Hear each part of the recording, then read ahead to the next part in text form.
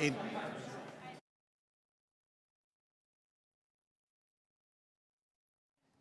Okay, members, I'd like to ask members to take their seats, please. I think we have a quorum, Madam Clerk. Yes, we do. Yes, we do. Members, just before we get started, I wanted just to take this opportunity to introduce a new video that's been developed by EDC. In fact, we used it just last week in Sweden and in Copenhagen as well. It was well received, and so I'd like to ask you to turn your attention to the screens. May we, please, s'il vous plaît? Merci. We Turn have up the a volume a quality little of bit. life that is second to none. We have an economic Get some more volume, please. in the world. We are a North American powerhouse economically. It's the whole package in one place, and I think that's unusual in all the world. Toronto is one of the fastest growing cities in North America. We're attracting people from all over the world who want to come and live and work and play in this city. The wide range of sectors that we are able to house and facilitate in this city, from sports, arts and culture, film, finance, real estate, even manufacturing. I think it's phenomenal. So of all the big cities in the world, we actually have the lowest net effective tax rate for business. We continually have been rated as stable, sound, safest in the world. That sustainability of a financial system is a prized asset. One of the amazing things about Toronto is the quality of the education you can get here. We have 4 universities and 4 colleges that are always attracting people to the city. So our labor force is always growing. We've got some of the highest post-secondary and professional designations statistics when you look at the education level. Come to our studio and take a look around at the people. They're from almost every part of the world. 52% of the population of Toronto comes from outside of Canada. So we have business, cultural, linguistic ties to anywhere else in the world. Whether you're small, medium-sized, and even big companies today, a lot of companies are moving here because of that diversity and the excitement that Toronto's creating right now around innovation and new ideas. Toronto encourages innovation, I think, by creating opportunities for different partners in the ecosystem to come together. And it is that culture of collaboration which is really at the heart of what's next in innovation. There is support here that is so ideal and it's so necessary for a young, first-time small business owner. I've not seen in other cities that I've lived in. From the very early stage, we have incubators, accelerators, and seed-stage investors. And to the growth stage, we have investors who can invest a lot of money to really help the companies to take off. Toronto is an environment where entrepreneurs can thrive. It allows people to be successful, be free, be able to create community, attract great people, attract small, diverse communities, and capture a diverse range of thoughts. The cultural sector generates some $9 billion for the city of Toronto and employs a tremendous amount of talent. We have our National Ballet and we have our opera. We also have a lot of thriving community arts, which also I think makes our city very unique. Toronto is a great place to raise a family. And as a result, we have people coming, we have jobs coming. And those two things together make for an incredibly vibrant economy. What makes Toronto different is what I'll call that masala, that mix of people from all walks of life, from all over the world, who've chosen to make Toronto their home. And from that, you have a fusion of everything.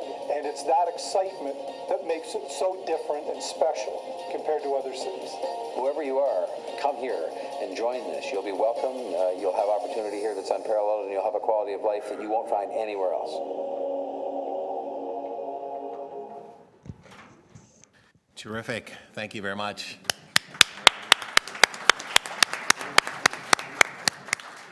Mike, I don't know whether or not you wanted to make any comments on the video before we got started, but I just simply wanted to thank the staff for this. This has been a long time coming.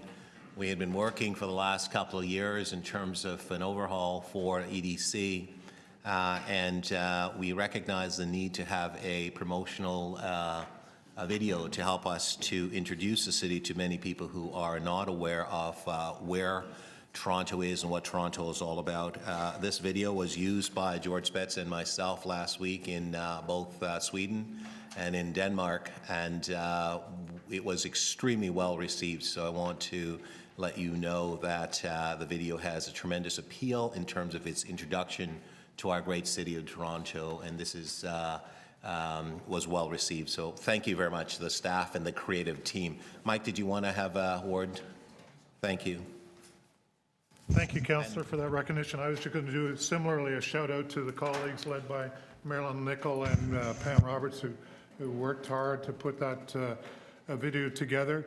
In terms of next steps with the video, we want to make it available to all the councillors and everybody on the second floor, to anybody in staff in the city that is going to be giving a presentation and wants to use something like that as an intro to their presentation.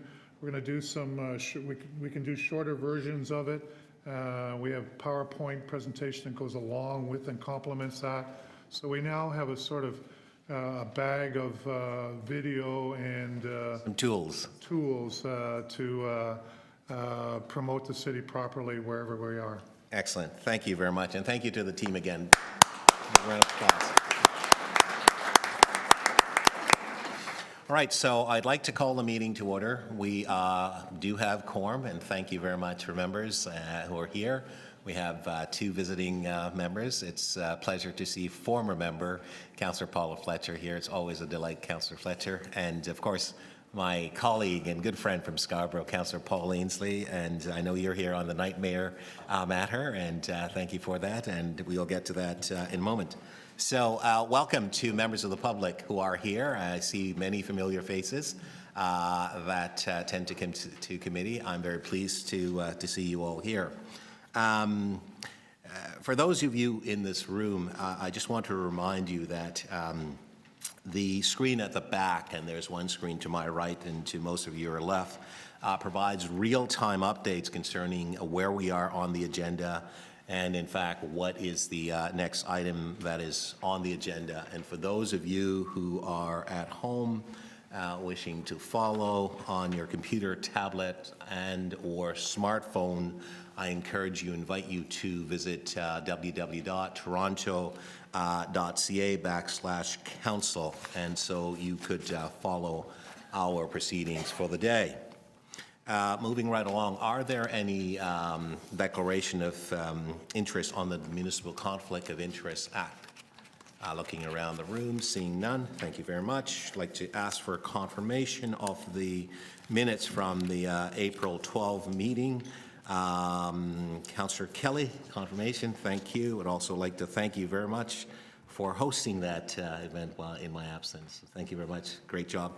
All those in favor? Oh, he did a great job. If I could speak to the item. You can speak to the item, Councillor. He did a fantastic job in the chair. It was a very tightly focused meeting and finished, I think, in record time. Bravo, Councillor Kelly. Thank you. The sixth dad. He blushes. Thank you. You'll tweet that? You blush? Thank you very much. All those in favor, opposed? That's carried. Thank you. All right, members, we have a number of items that we have actual speakers that are on, and I know that we have added an additional speaker to the list, Madam Clerk. Item number 4. So, reports, communications. They don't see me. Okay. They're listed. Yeah, no, absolutely. Yep. All right, so moving along, ED 12.1, Mayor's Mission to Los Angeles, Growing Toronto's Screen Industry. Okay, thank you very much. Councillor Frakadakis is moving the item. All those in favor? Opposed? That's carried. Thank you. ED 12.2, we have a presenter, Karen Graves Young, Vice President, Partnership for Mars, is here with us, so I'm going to hold that in my name and allow Ms. Graves Young to speak to this issue. ED 12.3, update on planning for Canada's 150. Sorry, Councillor Crisanti is moving this particular item. All those in favor? Opposed? That's carried. Thank you. ED 12.4, we will hold, and we have speakers on that item. ED 12.5. I can hold that, Councillor. Would you like me? Okay, fair enough. So ED 12.5, that's the 2016 major cultural organization allocations. And let me just see where this, right. All right. And I have a quick motion on this particular item. Assuming that it's quick, I can read the motion now. And actually, it's on the screen. And essentially what I'm looking at, and all of these items where we're providing funding, we want to make sure that we understand what the economic and cultural impacts are with respect to the increase in funding. Okay? Is everybody okay with that? Yeah. All right. So all those in favor? Opposed? That's carried. Thank you very much. And then item is amended. All those in favor? Opposed? That's carried. Thank you. So we've disposed of ED 12.5. Moving to ED 12.6, 2016 Local Arts Organizations LASSO grant allocation. I have a motion on that one as well, unless anyone wishes to hold that down to speak to it. The motion is similar to the previous motion, which is that we want to ensure that we are measuring the economic and cultural impacts of these. Okay, all those in favor? Opposed? That's carried. Yes? I'm a little surprised that we haven't been measuring them, but I'm happy to say that after the fact. Well, I'm not going to say anything further. Okay, item is amended. All those in favor? Opposed? That's carried. Thank you. I'll speak to you offline, Councillor, on this. All right, moving right along. ED 12.7, 2016 Cultural Builds Allocation. I have the same motion with respect to ED 12.7. Okay, so I'll hold that down. Councillor Kelly, Vice Chair Kelly has a question, so I'll hold that in the Vice Chair's name. All right. And moving to ED 12.8, Junction Gardens Business Improvement Area, minor boundary expansion. Councillor Frakadakis is moving that item. All those in favor? Opposed? That's carried. Thank you, Councillor. ED 12.9, Riverside District Business Improvement Area, BIA, minor boundary expansion. Councillor Frakadakis, you're moving it? Okay. Councillor Frakadakis is moving that item. All those in favor? Opposed? That's carried. Thank you, Councillor. ED 12.10, involving youth and music industry and Toronto Music Industry Advisory Council. Okay, Councillor Crisanti is moving the item. All those in favor? Opposed? That's carried. Thank you. ED 12.11, strengthening and supporting the Harbourfront Centre. Okay, Councillor Kelly is going to hold. Thank you. ED 12.12, Night Ambassador for the City of Toronto. Councillor Ainsley, I know that this is your letter to the committee. You are here. Did you wish to speak to this item? Did you wish? You're fine with it? You're fine with the recommendations? Okay, fantastic. Thank you. So, members, the recommendations in front of you. What say you? I'd move it if you'd like. I will move this item. All those in favor? Opposed? That's carried. Thank you very much. Okay. Thank you very much, Councillor. It will come back to us, right, at a later date. So, yeah. All right. ED 12.14, review of the imagination. Oh, sorry. I skipped. So 13. Yes, sorry.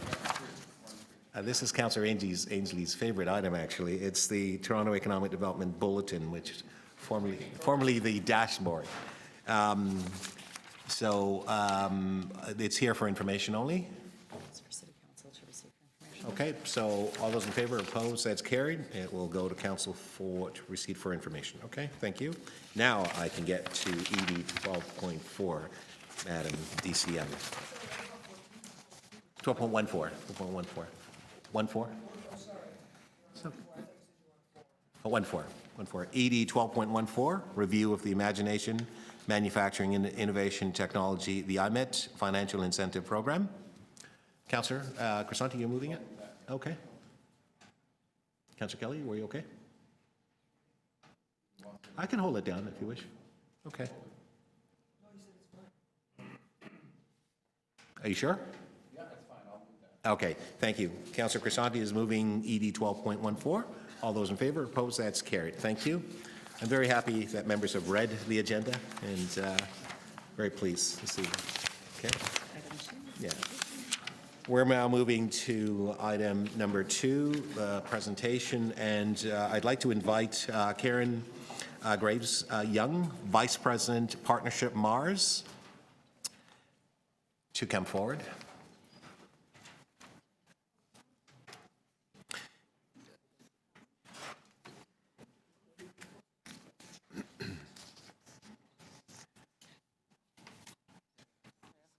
Good morning. Good morning. How are you? Thompson. Good morning, councillors. Thank you for inviting me to speak to you this morning. I feel as though the perfect build on to my presentation topic was the video, because we are excited to partner with Toronto on Toronto's innovation agenda and brand, and in particular, working to scale innovation for impact. That's what Mars Discovery District that I represent is all about, and I'd like to share a little bit of an update with you on what we're doing as Mars. I don't have to tell you that Toronto is Canada's global innovation city, with not only a rich and diverse population, but also top clusters in ICT and biotech. And it was from this foundation that Mars was founded 15 years ago and opened our doors 10 years ago. At 1.5 million square feet, Mars is the largest urban innovation hub in North America.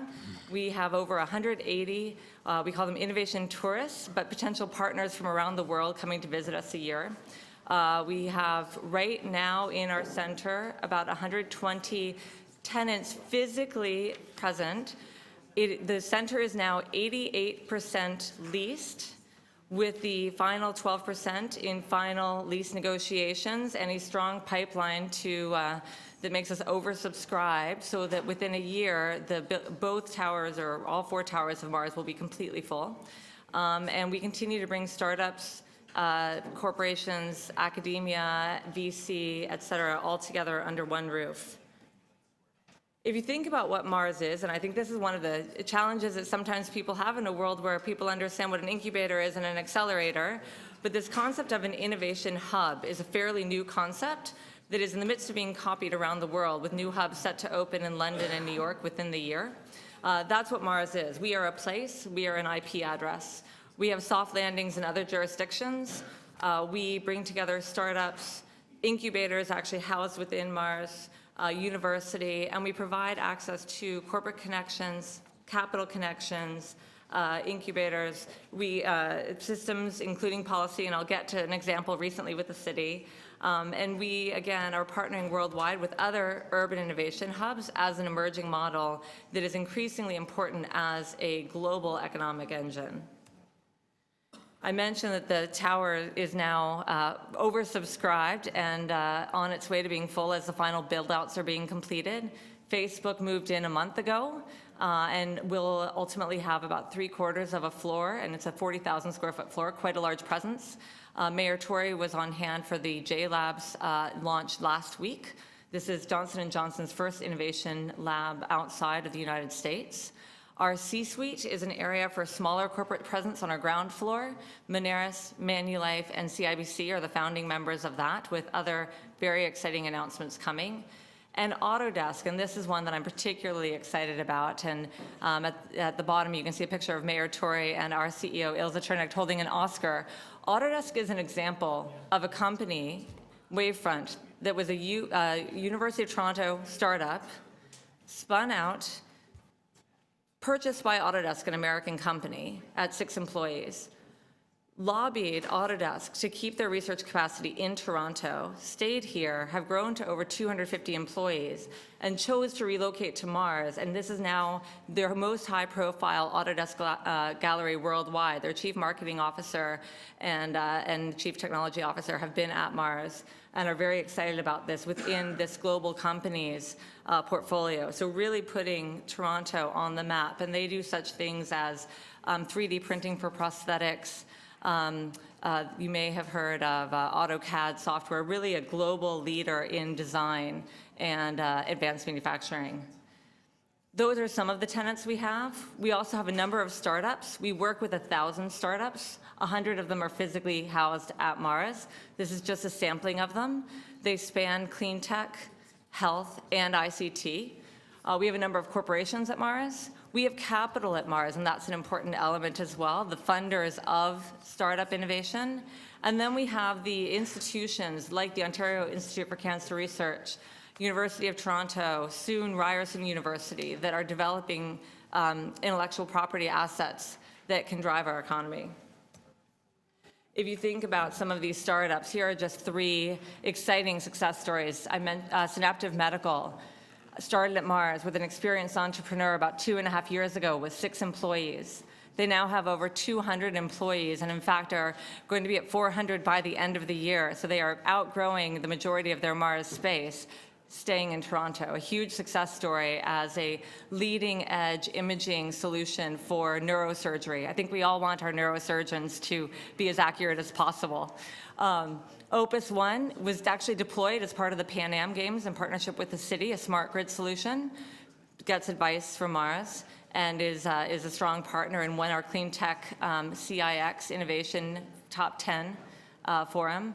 Borrowwell is the fastest growing lender online, over 500 million in lending applications processed so far, featured at our FinTech launch, and in fact, FinTech is a place where we've collaborated quite closely with the city.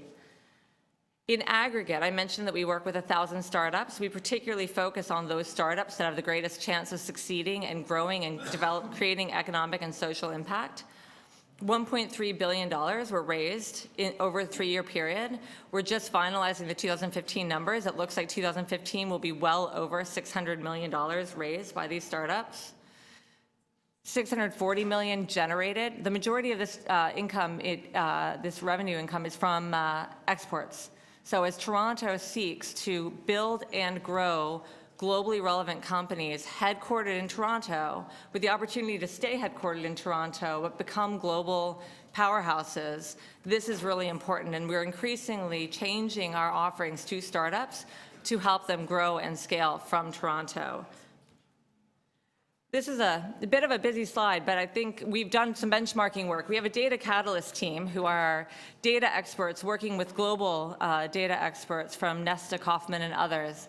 And they've done a mapping of startup ecosystems, the major cities worldwide that look like Toronto. They have large populations and top-notch universities, and looked at what the ingredients of startup success are that each have.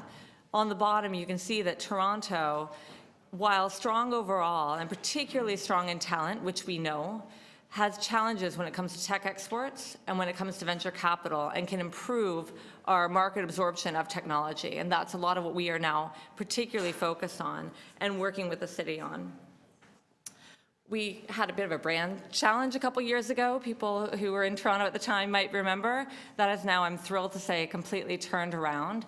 You can see just a selection of highlights here, whether it's our contribution with a 100-page report on the sharing economy that led to the new legislation on the sharing economy for the city, whether it's the $100 million acquisition of Bitstrips by Snapchat, great articles in the Toronto Star and Globe and Mail about the need to foster and nurture innovation and Mars' role in doing that. Autodesk coming to Mars. This is just a selection. There are many, many, many more examples, but we're actually inundated by global and local support for this story. And I mentioned this because we were particularly working with the city on the startup brand, and the next slides are places where we're particularly working with the city on initiatives. In terms of international engagement, and I mentioned we want to help these companies grow and scale from here, but become global. Mayor Tory was at Canada House in San Francisco, which is a Toronto Waterloo initiative to give startups temporary presence in San Francisco so that they can access investors and corporate partners without relocating. This has been wildly successful, and we're looking to open them in LA, New York, and Boston coming soon. Applied innovation. Our HydroStore is a venture working with Mars that has an underwater compressed air energy storage solution deployed just off the coast of Toronto Island. TO Health is one example of working in partnership with the city on an initiative. This relates to health. We have those related to clean tech, certainly related to fintech. Policy solutions, I mentioned the work that Jure van den Steenhoven, who we recruited from the Netherlands. We have a huge number of new Canadians at Mars in leadership positions, working to give the city the information they needed to make an important policy decision on the sharing economy. Partner development, and Councillor Thompson, I have a cameo of you in your meetings in Hong Kong with Cyberport and Mayor Tory. So we facilitated this relationship with Cyberport, which is already an important Mars partner, joining partnerships with the Shanghai Technology Innovation Center, with the LA Clean Tech Incubator, and other global innovation leads. And this is an important opportunity for the city. And finally, joint communications. And what you can't see in this picture are the 500 plus people in the Mars Auditorium for the panel with Mayor Tory and others on the sharing economy, which led to a presentation by Gabe Klein, who is a leader in urban redevelopment, who came to Mars, organized by the city in partnership with Mars to bring this community together and drive economic and social impact. So those are some highlights, and I would love to take any questions that the council may have. Thank you very much. I know we have questions. Good. Thank you. I will ask visiting members of the committee first. I will then ask Councillor Ainsley questions. Thank you. Hey, I'm chairing this meeting. I just wanted to check. Ladies first, I know. Thanks for coming in this morning. Really appreciate the presentation and appreciate everything Mars does. Could you elaborate a little more on Canada House? And because I think it started in January, I believe, or this past January? It started in January. The plan started before then. It's a joint initiative between Mars, Velocity, Communitech, and the C100, which is a group of Silicon Valley and Bay Area entrepreneurs who are Canadian and want to foster Canadian innovation. It's in a WeWork facility, which if you know WeWork, it's the new model of co-working and flexible office. And in fact, the city is working with us on bringing WeWork to 40,000 square feet at Mars to enable more startup space. So this space at WeWork in San Francisco, I believe it's spot for 20 entrepreneurs. I could check that.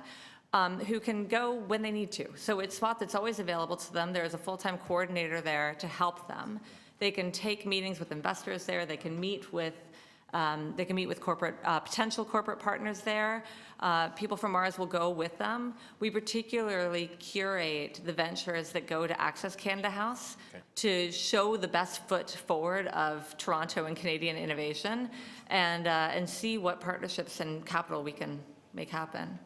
And that's not, sorry, so 20 to 25 flexible work spots. So it's not you're not tied to 20 to 25 entrepreneurs. It could be 100 as they rotate through. I'm not, to be honest, we're piloting it. So Okay. I think that my understanding is that we have flexibility in terms of how it actually rolls out. I believe we've guaranteed 20 to 25 spots, but absolutely they'll be there on different lengths of terms depending on what kind of engagement they need. And I should mention that RBC also sponsored this initiative and have been very supportive of it. Okay, Yeah. that's great. Could you also explain a little more about the FinTech cluster and how that works? And Sure. As you know, Toronto's a financial powerhouse, which is great. And we work with so many entrepreneurs that we're able to see where trends are going. And about 2 years ago, we saw this emergence and real groundswell of financial technology companies. And the fact that the banks in particular, the established financial institutions, were not quite sure what to do with these. And so we launched a FinTech cluster in December 2014, which has startups and it has corporate partners. So CIBC, Moneris, PayPal, Tangerine, Yugo, a number of corporates who realize that this is a sector being disrupted. And so for instance, CIBC came into Mars with a SWAT team to build their application, their app for the Apple Watch that would be ready to launch when the watch came online. The kind of innovation that they can't do within their large bank. We also work with startups like BorrowWell, like Wealthsimple, to help them grow their companies, to advise them, to give them access to connections. This just isn't a Canadian thing. I understand that Mars is partnered with a bank in Brazil, and there's other hubs around the world to expand on the FinTechnology cluster. Exactly. So partnerships in Brazil, emerging in New York and San Francisco, partnerships in Hong Kong. So yes, it's. I think what we found is that we want to help each of these Canadian companies grow, and to do that, we need to be on the pulse of what's happening globally, and some of that is sharing different solutions. Great. Thank you very much. Absolutely. Thank you, Thank you very much, Councillor Inslee. Okay, anyone else? Councillor Kelly. I was there when Mars was created, suggested, then created. And I'm very pleased that it appears to be fulfilling the ambitions that people had for it at that time. Is it breaking even in terms of sustainability, economic sustainability? It is. So Mars is a not-for-profit charity. So we say that our goal is to break even and be not-for-profit, which doesn't mean for loss. We are. We have funding that comes about half from various governments, including the provincial government, but newly with federal government support, and about half from the private sector, whether it is private sector tenants at Mars, event clients at Mars, sponsors, strong sponsorships, particularly in FinTech, but other areas as well, philanthropy. We certainly were founded with philanthropy and are having more come on now, and foundations. So our funding is a blended model. We're a social enterprise.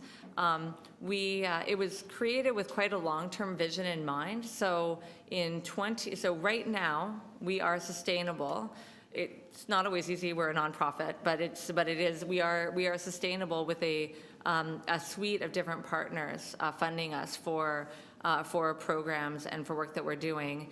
And in 20 years, we gained back a long-term lease on our East Tower, currently leased by UHN, and the income from that it's equal to about half of our operating costs. So that will dramatically increase our financial flexibility. Get a cut of any sort of the business that's created or generated there? Not yet. That's not currently part of the model. We do run two different funds.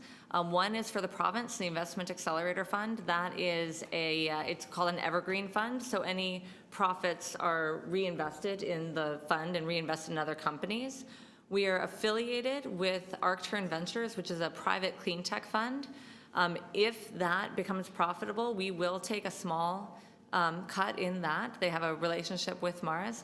We don't own equity in any of our companies at this point. We are exploring what those models could look like. Canada continues to have quite a substantial capital gap for young companies, and we're exploring all different options of how we can be part of filling that gap. And that could include Mars actually becoming having a large-scale fund and taking a percentage, but that's not there now. What's your annual budget?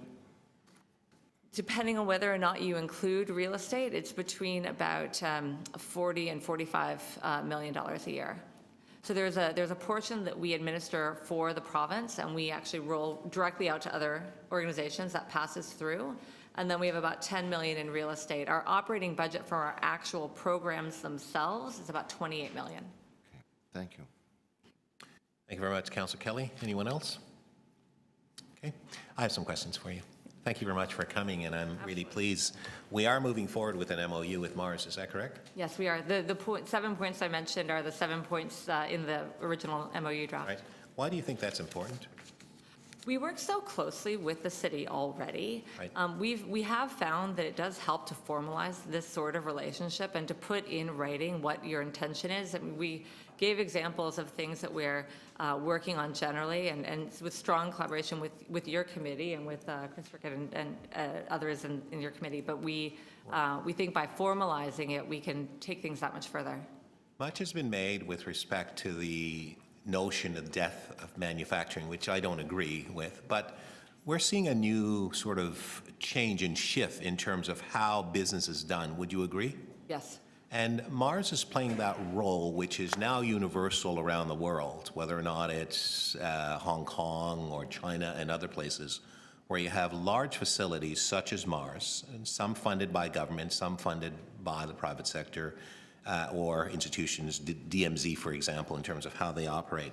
But if there are no Mars, many of what we're actually seeing here and the number of jobs that are being created and the revenues that are being generated, how would the City of Toronto fare at this particular point in time in this technological age? I think it would be more dispersed. I find it interesting. The counterpoint to Mars is cities that we look to as startup successes, like New York, like the San Francisco Bay Area, that are now founding innovation hubs on the model of Mars. So it's sort of interesting that places that we think have it all right are actually creating this model. What I think what would happen is that some of the great things, we certainly don't take credit for what's going on. We just try to help facilitate and foster all of the great things here. I think that they would be more dispersed. There'd be less of a coming together place. One place where it could be quite different is on the capital side. The capital gap continues, but for instance, the great majority of Horizon Ventures from Hong Kong, which is Li Ka-shing's funds, the great majority of their investments have been to Mars companies, and they now come to Mars more than any other center worldwide to meet companies. Right. That might happen anyway in an ad hoc way, but by having Mars, it creates a destination in Toronto for great things to happen. But there's a technological wave that's happening around the world. And as a city, you either get on that wave or basically you get left behind. Would you agree? I would agree. And I think that Toronto is on its way to being on the wave. Absolutely. But the work that's being done by EDC, selling the city around the world, the mayor, this committee, and staff, that's a necessary element or ingredient to success. Would you agree? Yes, absolutely. Right. So Nanoleaf, for example. Yes. I almost included them in my presentation. Right, and you should. A technology developed here in the City of Toronto. And by the way, my iPhone, the touchpad was developed at the University of Toronto. Was that correct? That is correct. Most Canadians don't know that. Most people in the world don't know that. Okay.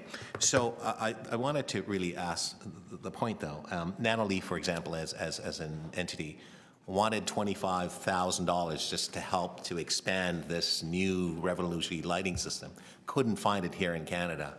Went to Hong Kong and got over $1 million now and haven't come back to Toronto. Is that your understanding? It is, and they work closely with our clean tech team. Right.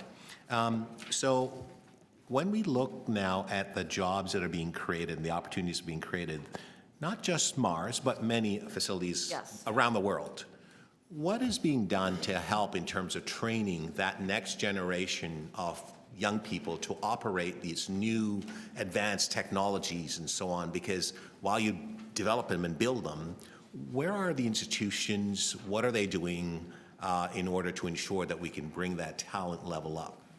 I think there are several elements to it, and they're becoming more and more cohesive as a strategy.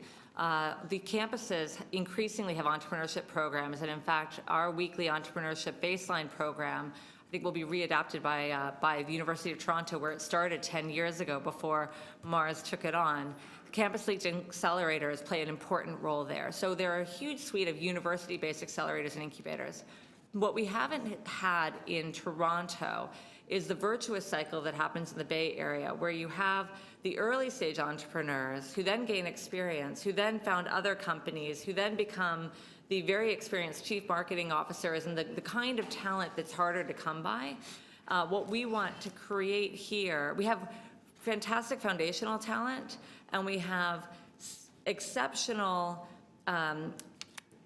more senior talent, but not not depth of more senior talent. So the more we work with other incubators and accelerators, with the universities to create this virtuous cycle, and the more we attract companies like JLabs, Autodesk, Facebook, to double down in Toronto, Cisco, Google, others doing it as well, the more they double down and have a higher presence here, the more you create the kind of map in Toronto that the Bay Area has, where you see this map from San Jose to Oakland with San Francisco in the middle, of companies of varying sizes that all started within the last 12 years, but are known as the most innovative companies in the world. We have some of those companies here. We just need to get more of this virtuous talent cycle to make it happen. I don't think, though, we are working, our Data Catalyst team is working on the analysis for what would it be without Mars versus what is the impact of Mars. No one globally has quite figured that out. We are trying to help be able to very specifically identify the levers of intervention that Toronto is doing, Mars and others. What difference are those making versus the normal state? Great. Thank you very much. Thank you. Any further questions? Okay, seeing none. Thank you to speak. Councillor Kelly, do you wish to speak? I preach to anyone who listen or read that Toronto is that powerhouse that you've described. When I'm talking, especially to Americans, I make the point that in the last 2 decades, Mr. Chair, of the last century, Toronto became the premier city of Canada, and in the first decade and a half of this century, we have become one of the premier cities of the world. And it's initiatives such as this that is, you mentioned the wave in your remarks. This is an initiative among many that are going to allow us to ride that wave to a prosperity that I think will make the city and its quality of life one of the most envious, or to make it the envy of the world. And this is an exciting place to live in right now. And I'm jealous of your position, if not at the center, certainly very close to it. And I wish you and others all the very best in the years that lie ahead. What a great time to be alive. Indeed. Thank you. Very inspiring. Thank you. Anyone else to speak? Okay, I'll just take this opportunity to thank Ms. Young for the presentation, and thank you for the collaboration with Mars. Members, I think that the question that Councillor Kelly asked, a fair question about cost and what does it cost, and wanting to understand what that impact is. An additional question that must be asked as well is, what are the benefits? I think it's extremely important to understand what those benefits are.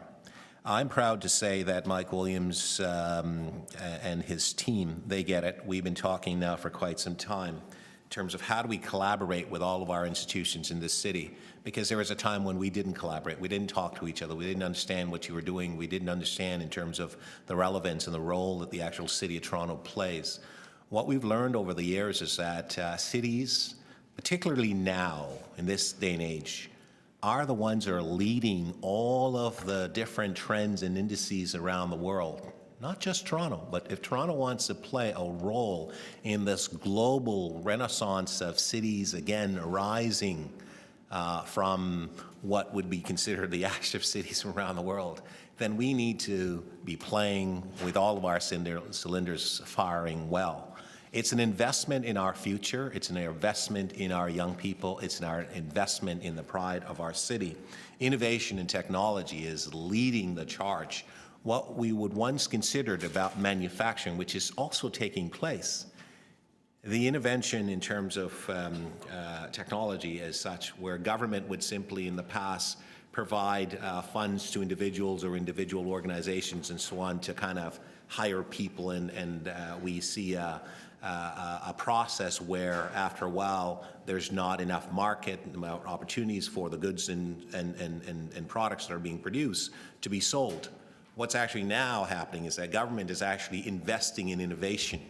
And that is a key element, and that innovation that's taking place is now multiplying itself in a multitude of different areas and different sectors and creating this knowledge economy, this wave in where people are enhancing development, adding value to elements. Our young people are being challenged. The workforce is now completely different.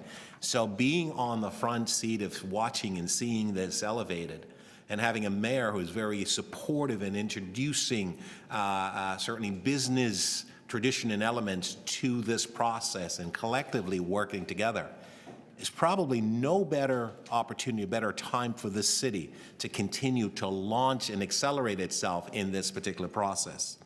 I've seen, and I know that our staff team have seen around the world where people are recognizing Toronto is important and its place. When we talk proudly about Mars and people want to obviously be able to come and locate here and expand their global reach because of this facility, I think it's exceptional for us to be able to welcome industries into this great city. Not only is it a great place for culture, arts, creativity, and so on, but it's a great center for technology. The fintech sector, the clean tech sector, when we look at traveling abroad to be able to sell this city and sell these industries, because it's really important that government actually take a role in this. It would be nice if simply it would just be industry all by themselves, but unfortunately it doesn't work that way. So we now understand what our role is. We now understand the partnership relationship that we actually have with varying organizations throughout the city. The additional component, and ladies and gentlemen, you'll be hearing a little bit more about this in the next few weeks, is where we're going to now catapult all of our major and minor and medium, small-sized businesses in this city to a point where they are elevated in the status where they are going to now be competing globally, to be able to now have that lift that we all want for every person in this city, to create economic empowerment, create economic wealth, create economic might, to be able to lead that charge. Stay tuned, because very shortly we will be bringing out a new component part in terms of this committee and EDC, where we're going to take all of those businesses and challenge them to now compete globally. So the tech sector is going to help them as well. And those products, those widget items that you may want to call them, that are needed around the world, will actually be facilitated through this whole innovation of technology and intent, willful and purposeful intent by business leaders in the city. So it's a really exciting time to be here, and I'm really happy that we have great partners like Mars to be able to help us to engage this, and I'm really happy we have a great mayor who understands the concept of business interface and certainly political interface, and is willing to champion and help to sell the city and all of its business that are in the community. So if there are no other speakers, we are going to simply move the recommendation in this particular item, and that which is to developing this MOU, establishing a enhanced economic development partnership with Mars, and we obviously, for the reasons that have been expressed, both in terms of commentary from Vice Chair Kelly, myself, and the presentation from Ms. Young. So, all those in favor? Opposed? That's carried. Thank you. Moving right along, members, we are now moving to ED 12.4, City of Toronto bidding and hosting strategy for significant special events in the city. And I have the first speaker is Ms. Shauna Levy, President and CEO of the Design Exchange. And I think I saw some. Oh, there she is. Yes. Ms. Levy. Hi.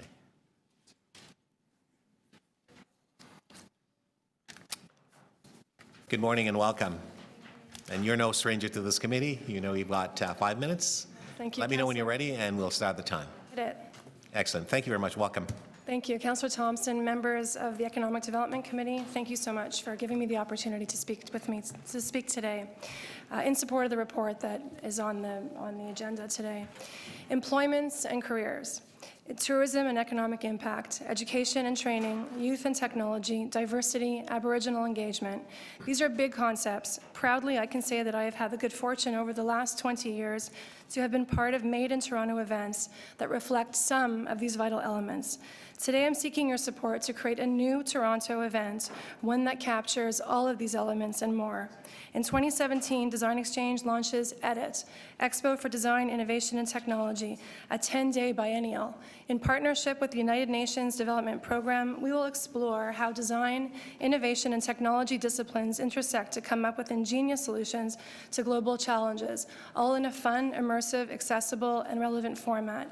Curated by Bruce Mao and a team of cultural icons and celebrities, EDIT is an immersive experience featuring architecture installations, interactive design, wearable tech, makers, food tech, health tech, university college pavilions, product showcases, speakers, and more. Big events attract big crowds and draw big dollars. Big events promote business, increase civic pride, and expose new ideas and ways of thinking. EDIT is a direct response to the City of Toronto's Creative Capital Gains Report, in which a biennial was recommended to launch Toronto's already successful art, design, and technology sector to its next stage of growth in the international sphere. Toronto Made, globally celebrated.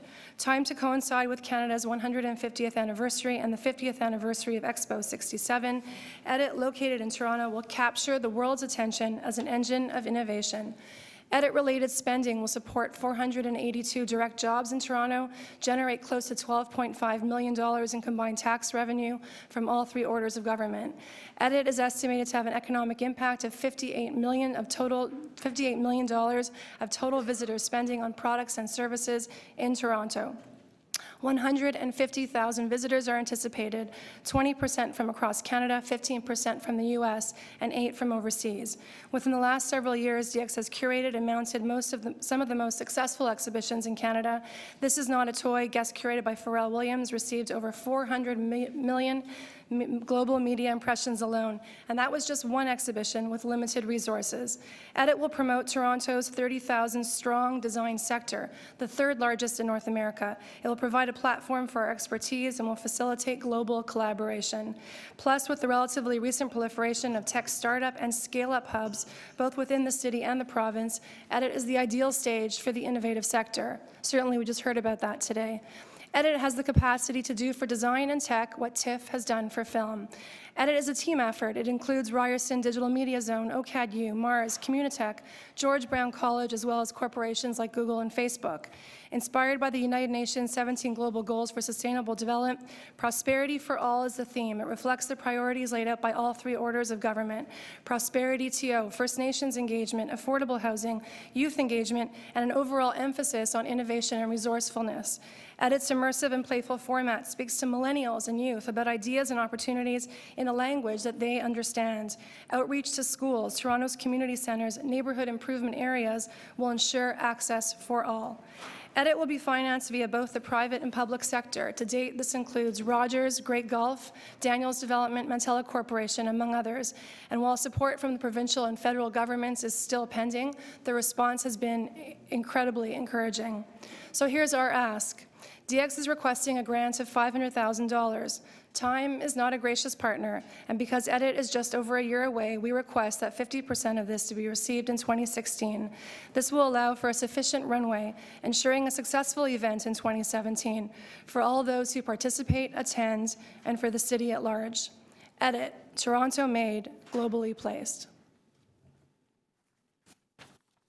Thank you very much. Are there any questions? Okay. Councillor Margaret McMahon. Thank you. Councillor, go ahead, please. Thank you, and thank you for letting me come to your friendly little committee. That was sounds like an amazing event. You seem to have all the partnerships lined up and the key collaborators and organizers, and touching on all aspects, and with a fantastic theme of prosperity for all. So can you take us through your financing, like what exactly you're asking for, why you need it, when you need it, and how to leverage that, and how crucial it is for your event? Thank you. So the overall budget for EDIT is a $10 million budget. A large percentage of that is private sector funding, as mentioned in the presentation. In terms of public sector support, we are in conversation with the federal and provincial governments. It is looking very encouraging. As far as the city support is concerned, so we're asking for a $500,000 contribution toward EDIT. It would be extremely helpful to have at least a portion of that funding in 2016 to enable us to have that runway, to enable us to have that time to plan it. We have to create the resources and opportunities in order to make the event happen. By waiting until the next fiscal in 2017, it will put us at a disadvantage in terms of being able to execute the way that we're planning to. Because you're starting, you need a long timeline to get this colossal project going. Like that. Big events require big planning, and so you need at least a minimum of 1 year to plan an event of this scale. And so to receive notification of funding in a year from now would obviously be too late for us. Okay, thank you. Thank you. I'll bring this into committee. Councillor Frакadakis, go ahead, please. Thanks, Shauna.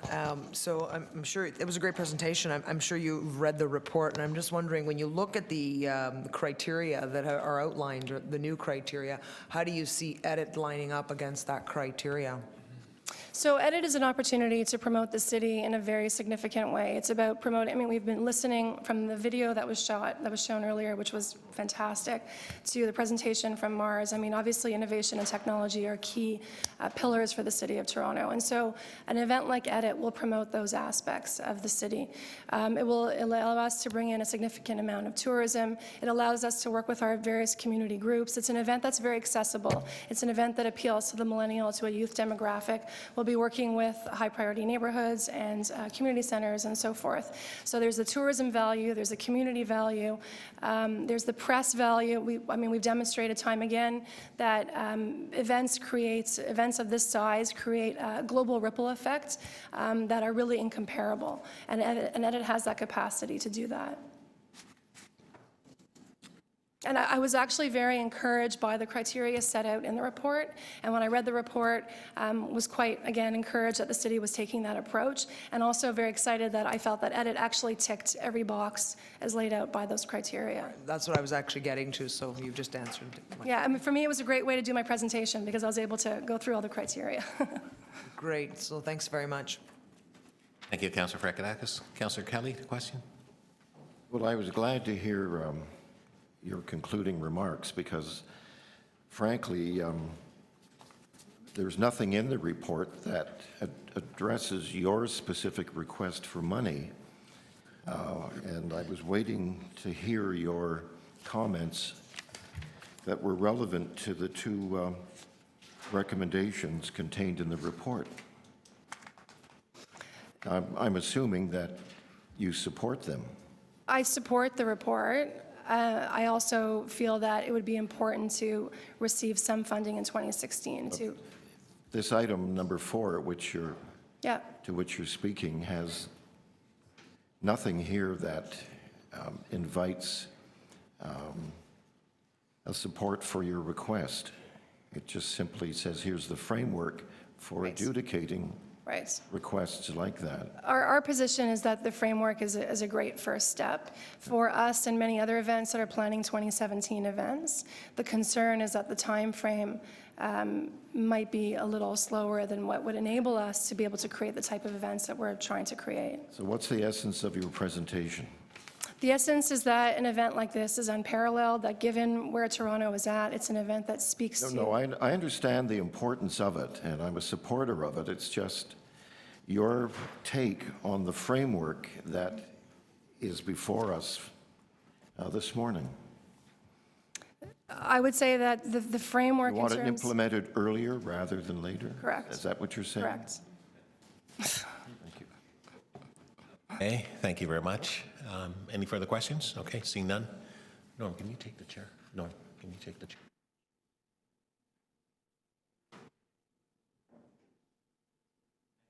Okay, thank you. Thank you.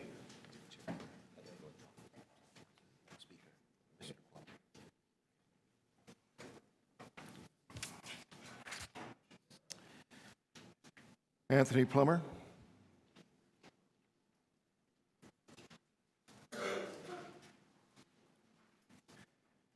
Good morning. Morning, Mr. Chairman. Good morning, everyone. Just a reminder, you have 5 minutes. Sure. I'd just like to show a short 2-minute video before I make my deputation. Just for the record, I want to state that my name is Anthony Plummer, and I represent the not-for-profit organization here in Toronto, Caribbean Promotion Arts and Culture, Inc. We organize the annual Grace International Jerk Food and Music Festival.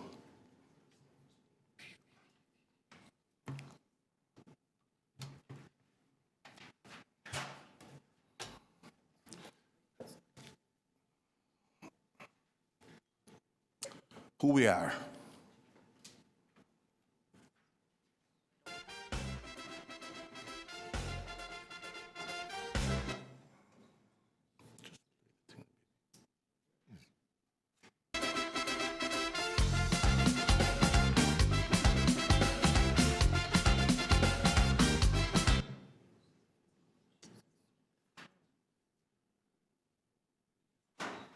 You're teasing us.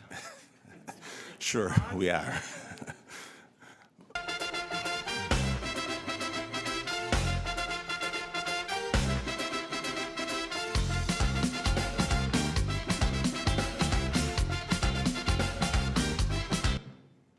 We're going to stop it there. Time's against us. We organized, as I said earlier, the International Jerk Food and Music Festival. This year we are celebrating our 15th anniversary. We have read the ED 12.4 report, and that's why we're here. We believe that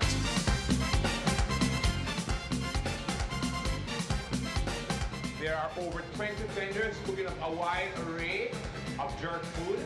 Every year the vendors wow me.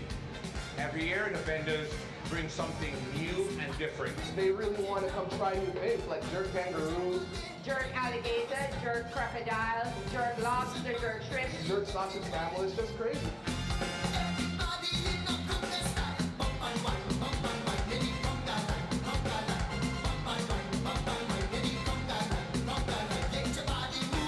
There's something here at Jerk Fest for everyone. There's a kids zone for the kids.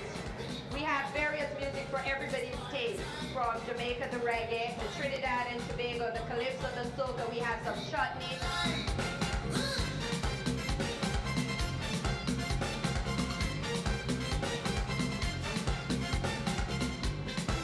What I really love about Jerk Fest is the ambiance, the people, everyone coming together and just having a great time. And for that we give thanks, because that is exactly what we envisioned when we started this festival 13 years ago. A family-friendly event, one that caters to all, and that is family.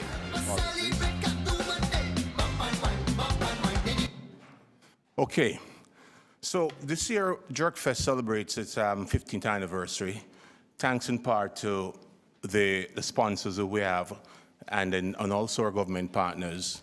The federal government has been a sponsor of Jerk Fest since 2011.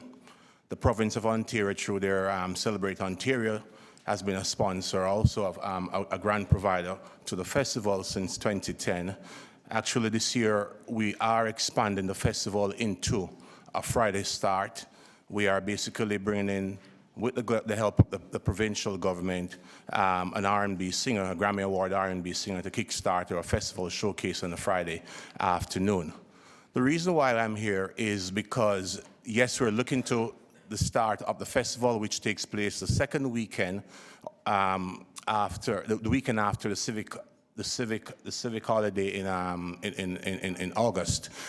But we are actually here because come September 30th, we have to apply again for the BCAP, Building Community Through Arts and Heritage Grant, which is a federal grant to keep moving this festival forward.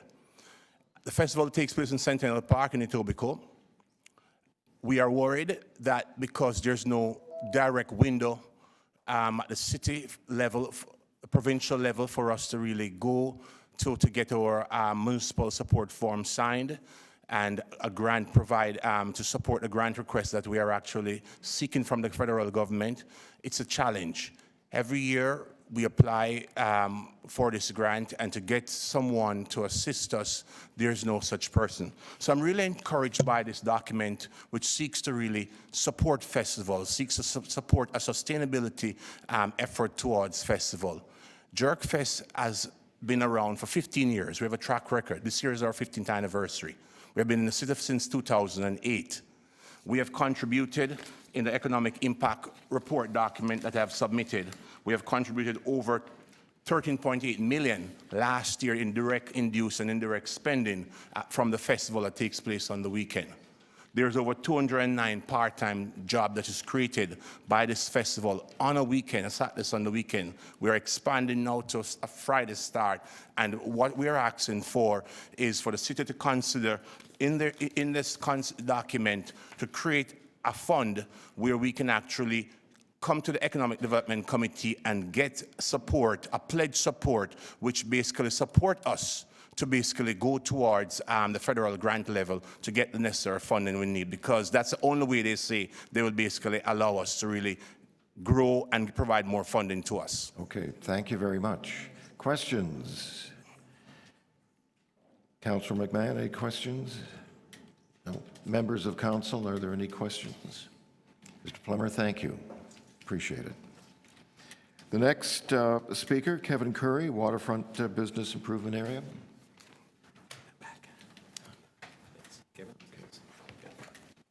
Thank you.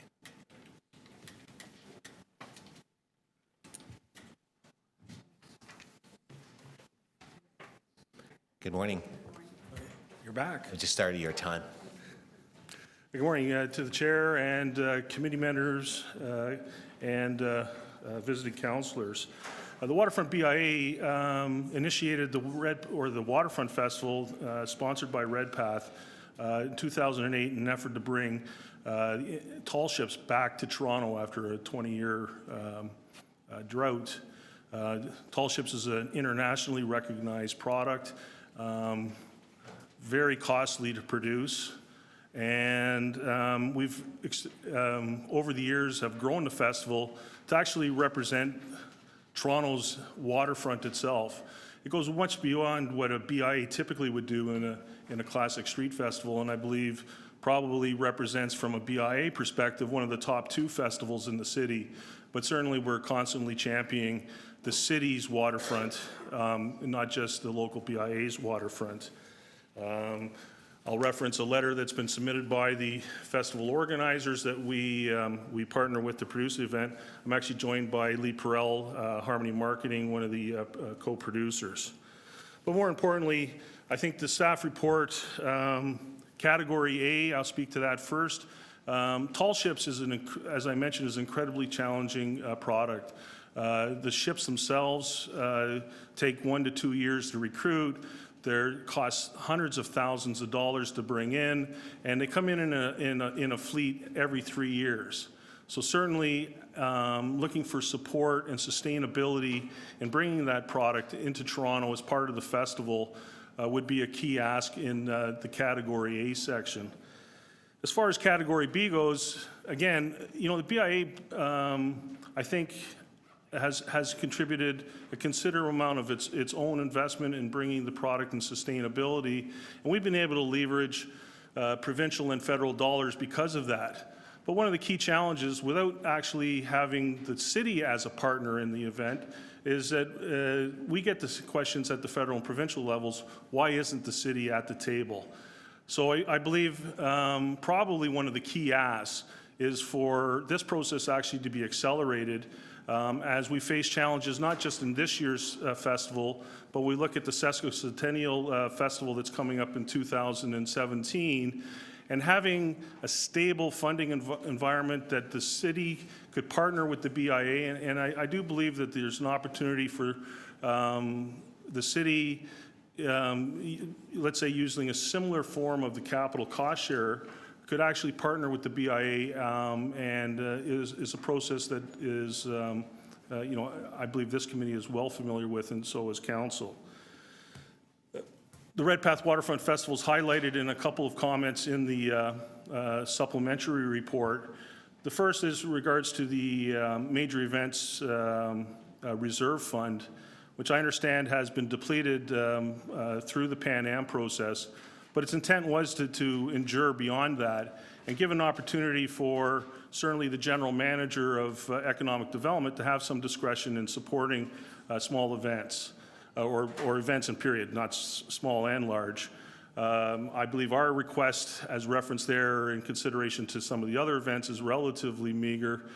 The city has supported tall ships, especially in the tall ships years, and I would look for, I know this committee can't make financial recommendations, but I hope when it reaches council that council would give serious consideration to reviewing the status of that fund and potentially allocating some amount to that process. On the second side, when we look into 2018, we're facing an even greater burden because we're actually bringing tall ships back a second time. We're also hosting the sesquicentennial product. And again, we're partnering with the city and have been asked by the city to actually help produce that. So on many avenues, I think this report certainly should go with this full endorsement of this committee. It should be accelerated. And I think as I'll take a piece out of some of the two previous presenters, is we need an opportunity for festivals need to have funding, knowledge. You know, certainly it would be nice to have it a year out, but certainly 6 months. Recently we were turned down, you know, from a Celebrate Ontario grant that was delivered to us late. It caused considerable challenges, and thank you, Chair. Thank you to the committee. Thank you very much, Kevin. Are there any questions? Okay, visiting members, seeing none, bring it into committee. Councillor Kelly, question. Thank you. So it would appear that, as with the presentation earlier, that it's important not only to have a system that is understandable, but that in the end conveys money quickly or on time to the agencies that are looking to perform. Is that correct? Yes, sir, it is.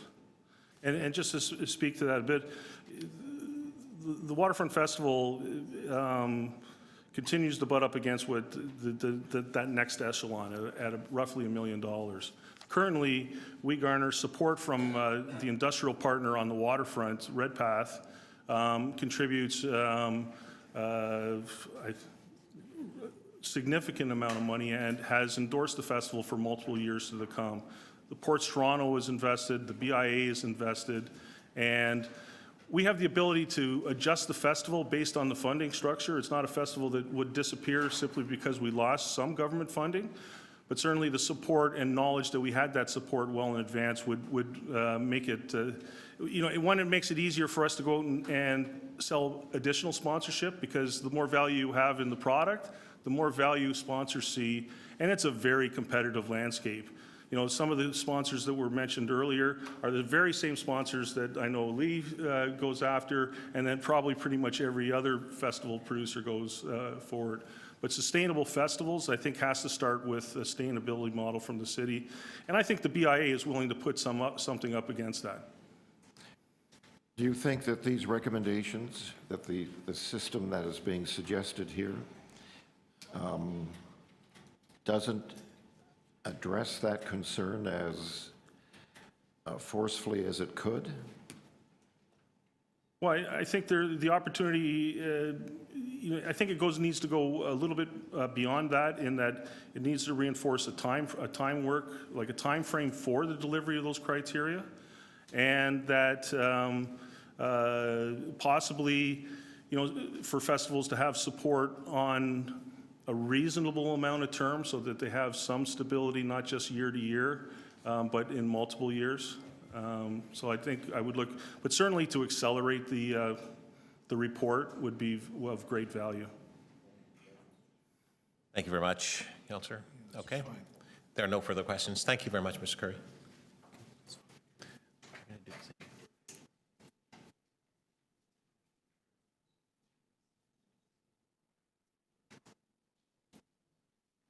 All right. Next, I'd like to invite Michael Burns to come forward. Michael is the President and CEO of the Invictus Games, Toronto 2017. Am I right, Michael? Yes, thank you. Welcome. Thank you. Thank you, Councillor.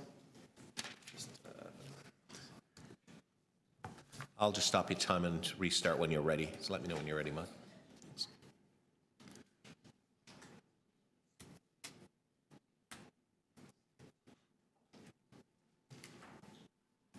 So she's actually doing it.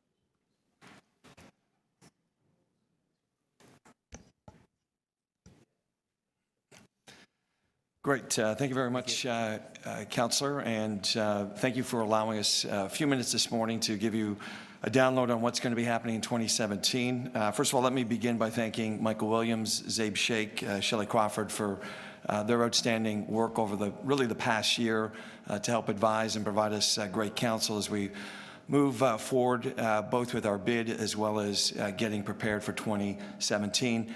As many of you would know, we had His Royal Highness on the ground here on May the 2nd. So the bid is secure. We just came back last week from Orlando from the U.S. Games that were taking place there. And we're excited now to be focusing on delivering the games here in Toronto in 2017, which will be taking place between September 26th and September 30th of that year. And as we all know, it's a significant year not just for the city, but a significant year for the country, being the 150th anniversary of Canada, as well as the 100th anniversary in April of that year of Vimy Ridge. Just to provide everyone here with an overview of what we can expect, we'll be inviting more than 15 nations to Toronto. We will be having between 600 and 700 competitors who will be competing in various Paralympic activities, more than 12 sports, and included with all of those competitors are anywhere between 1,200 and 1,400 family and friends. In addition to that, there will be a number of dignitaries, not just His Royal Highness Prince Harry, but other heads of state coming from the various nations that will be competing, as well as VIPs, officials, coaches, trainers, etc. And we will also be recruiting more than 1,500 to 2,000 volunteers here in the city to help deliver those games. I can tell you already the excitement is building. We already have a database of more than 2,500 folks that have signed up to be notified of the events going on, as well as the opportunity to volunteer. So we're pretty excited about the momentum that we have early on and moving into the remainder of 2016 as well as 2017. The way that we look at these games isn't just 5 days of competition, but really 2 years of celebration, commemoration, and really a unique and historic opportunity for the country to celebrate both the modern and the historic contributions of our military families in a way that's never been done before. Just to put it in perspective, both on March 16th, when His Royal Highness made a video announcement, as well as the May 2nd announcement that happened a couple of weeks ago, that we generated in excess of 20 million marketing impressions alone around that announcement across social media and other channels. Just to put that in perspective, the Pan Am Para-Pan Am Games, which were wildly successful for the city, never had 1 or 2 days like the excitement that we generated on both of those dates. And, you know, quite frankly, the Prince is a special draw. There's no question about it, as well as the cause. So while these games will be modest in size, we will only have a fraction of the competitors that the Pan Am Para-Pan Am Games had. We will be a fraction of the budget that they had. We have the opportunity, well, we won't be the largest. We certainly have the opportunity to be one of the largest games and events that's happening in 2017. As you can see, there are a number of key dates that are going to be happening both this year and next year that we are going to want to piggyback and be a part of. including a national torch relay that will go to all 32 bases across the country and finish here in Toronto. So lots of excitement that has started and lots of momentum leading into and around the games in 2017. One of the great things about having hosted the Pan Am Para-Pan Am Games last summer is that we aren't spending any money on new buildings or renovations. We already have world-class venues, sports complex, and other options here in the city that not only helped us secure the games, but ones that we're going to be able to leverage. It'll be highly concentrated in downtown Toronto. The exception will be the Aquatic Center out in Scarborough, which we'll be using. But from a logistical point of view, to move around all of those competitors, family and friends, and other spectators, everything will be highly accessible in the downtown core as well as out in Scarborough. You'll see there a list of the various activities. The two highlighted there are two sports that we'll be introducing, which include both golf and sledge hockey. This, again, just reiterates what I talked about with respect to the venues. We're pretty excited, obviously, about what we can showcase here in the city and are already looking at securing the dates for 2017 during the games. Signature event. For you, Michael? Yep. Thank you. Yep, no problem. No. Okay. Finished up. Just to round things off, we're looking obviously at two large signature events happening here, both the opening and closing ceremonies at two of our main venues, BMO Field as well as the Rogers Center. We have an outstanding student program. We are going to be visiting hundreds of schools in the GTA to talk to them about the games and what they're going to mean to those who are ill and injured. We've partnered with the Rick Hansen Foundation to get into 2,500 schools across the country. So there'll be a big emphasis on youth and millennials to get them engaged. Media, we can't create the kind of excitement if we don't have the support of Bell Media, Toronto Star. BBC and ESPN will also be here on the city broadcasting to their home audiences abroad. We've also engaged cultural institutions and other groups across the country to get them to theme their programming and their attractions around the games. So this is a big tent from our point of view, and we're going to be engaging people across the city. As well as bringing two international symposiums, which are going to be bringing thousands of additional people into the city during the games. So lots going on, as you can see, and happy to take any questions you might have. Councillor, if I can just add, just looking at the criteria is how you're evaluating these types of events. We've already secured 75% of our funding. The federal government, the province are in, and we've also secured more than $10 million in private sector support as well. Thank you. Okay. Questions? Okay. Visiting members? I'll take the visiting members first, members. Thank you. Visiting member?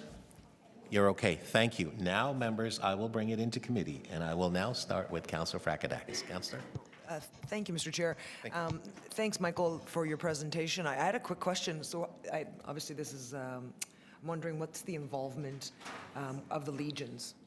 And how, like, and is it just going to be through the Central Legion, or is it going to be with the different branches? And I know that I have a branch in my area, and Councillor McMahon has one in her area, and or two. Just wondering how we can, is it all going to be centralized, or is there going to be some opportunity for involvement at the local level? Yeah. So one of the first meetings we had when we secured the games was to meet with the head office of the Canadian Legion. Happy to report that they've made an investment of $500,000 in the games. They are going to be also activating their 1,400 Legions across the country, including the ones here in the GTA. We see a huge role for the Legions, both in terms of broadcasting and reaching out to their membership. And as you know, the Legions will tell you that they need to do a better job of reaching our younger veterans, and this is an ideal opportunity for them to engage them in a way that they haven't been able to do through some of the activities that they're doing. So they're very excited about what these games are going to mean for the Legion, not just here in Toronto, but across the country. Oh, great. That's wonderful. Thanks very much for that. Councillor Cho, question? Thank you. Thank you very much for coming out, and that's a really good presentation. Pardon me for my ignorance. What's Invictus meaning? Yep, it was a poem that was written about 125 years ago. Invictus means unconquerable, and it really, I think, captures the spirit of these ill and injured soldiers. It's also a poem that a lot of people refer to a very famous movie that included Matt Damon and Morgan Freeman, and it is the poem that Nelson Mandela read to himself every day in the 20-plus years that he was incarcerated to keep him motivated and really not broken. So the Invictus Games, well, we had nothing to do with the branding. We inherited all this. I think captures quite eloquently the spirit of those who have come back from service who are ill and injured and are now dealing with a new normal. Okay, thank you so much. So this game, it'll be the fourth one in Toronto? We did a similar thing in the past. Yeah, this will be the third Invictus Games. The first one was hosted in 2014 in London. The second one just concluded in Orlando last week, and we will be delivering the third Invictus Games that they've put on here in Toronto in 2017. Mm-hmm. See, originally I'm from South Korea, and I feel always thankful to the Canadian soldiers who came for the democracy and protecting. But all these veterans, many they passed away, and those still alive are very old. They cannot participate this great game. So do you have any plan to expand for the participants, like children or their grandchildren, whether they are physically challenged or not challenged, so that this kind of game should go on, in my view? You have that kind of plan as well? Well, first of all, I think generally speaking, most of the servicemen and women veterans who have competed in the Invictus Games that I've attended, generally, I would say they're younger veterans who would have served in the last 15 to 20 years, whether it was in Afghanistan or in peacekeeping missions. Some of them are injured because of training.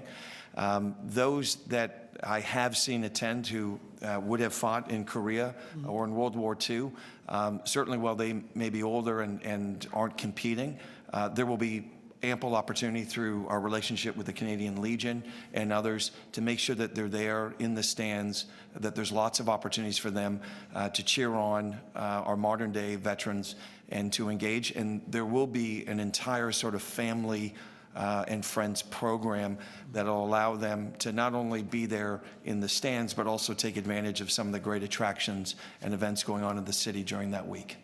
Okay. Thank you very much. You're welcome. Okay, thank you very much. Any further questions? Michael, just had a couple for you. Could you perhaps speak to what will transpire in the city in terms of the restaurants, hotels, and business activity from an economic perspective? Yeah, I think, we've talked obviously about sort of the numbers of people that will be coming into the city. We will be attracting a lot of other third-party events that are going to want to piggyback on the Invictus Games. And I think the best example is the Canadian Institute for Military and Veteran Health Research, which is going to be bringing more than 1,000 scientists, academics, and researchers to Toronto. They're going to be putting on their event overlapping with ours. We will and have been working with Tourism Toronto to promote the events. We will be reaching out to the various associations, the restaurant associations, the BIAs, and others to discuss how they can start to activate the Invictus brand to encourage people to come out to the events.